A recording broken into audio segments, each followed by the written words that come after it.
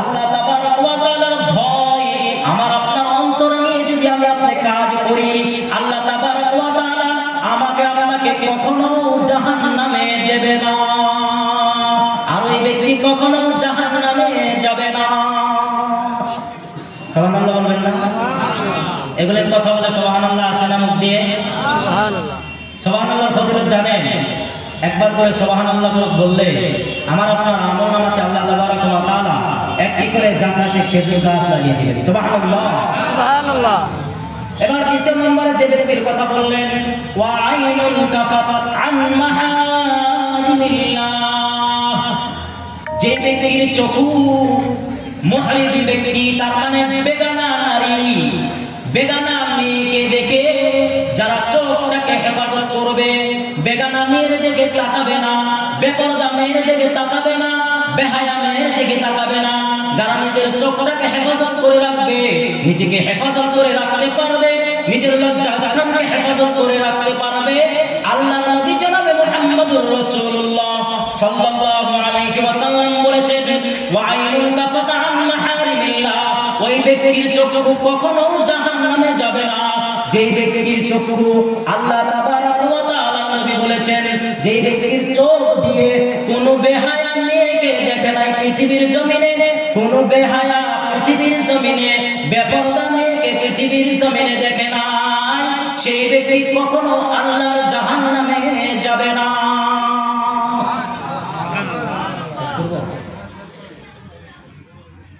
যাই হোক, আমি তো বক্তা নয়, আমি বলতেও পারি না, বক্তব্য জানি না, কোনো ইতিহাসও জানি না, কোনো কিছুই জানি না। আল্লাহ তাবারক ওয়া তাআলার নগণ্য বান্দা আমি। এখানে আপনারা দাওয়াত করেছেন, আল্লাহ তাবারক ওয়া তাআলা আমাকে অনেক দূর থেকে আসার জন্য তৌফিক দিলেন, এটা আল্লাহ তাবারক ওয়া তাআলার লাখ লাখ শুকরিয়া। আল্লাহ যে এতক্ষণ পর্যন্ত আমাকে সুস্থ রেখে কোরআন এবং হাদিসের আলোচনা করার সুযোগ দিলেন, আল্লাহ তাবারক ওয়া তাআলার কাছে আমার জন্য সবাই দোয়া করবেন। আমি মুসাফির হয়ে আপনাদের জন্য দোয়া করব এবং পুরা কুচবিহার, দিনহাটা, ওয়েস্ট বেঙ্গল, আসাম রাজ্য সবার জন্য দোয়া করব। এই মুসাফির হালাতে আল্লাহ তাবারক ওয়া তাআলা আমাকে আপনাকে যাতে কবুল করেন, এই মাহফিলের উসিলা করে আমাকে আপনাকে যাতে আল্লাহ তাবারক ওয়া তাআলা কবুল করেন। আর একটাই অনুরোধ, কেউ শেষ বক্তার ওয়াজ না শুনে মোনাজাত না করে এখান থেকে উঠবেন না। উঠবেন কি? উঠেন না। উনি খুব বুজুর্গ মানুষ, দোয়া করবে আল্লাহর কাছে, মুসাফির মানুষ আল্লাহর কাছে দোয়া করবে, আল্লাহ কবুল করে নেবে, আর কবুল করে আল্লাহ তাবারক ওয়া তাআলা আমার আপনার জান্নাতের ফয়সালা করে দেবে। দেবে কিনা? নাই। এখানে একটা আশা নিয়ে বসেছি, না অন্য কোনো কিছু নিয়ে, আশা নিয়ে। আল্লাহ তাবারক ওয়া তাআলা আমাকে আপনাকে কবুল করুক, আর আমার জন্য সবাই দোয়া করবেন।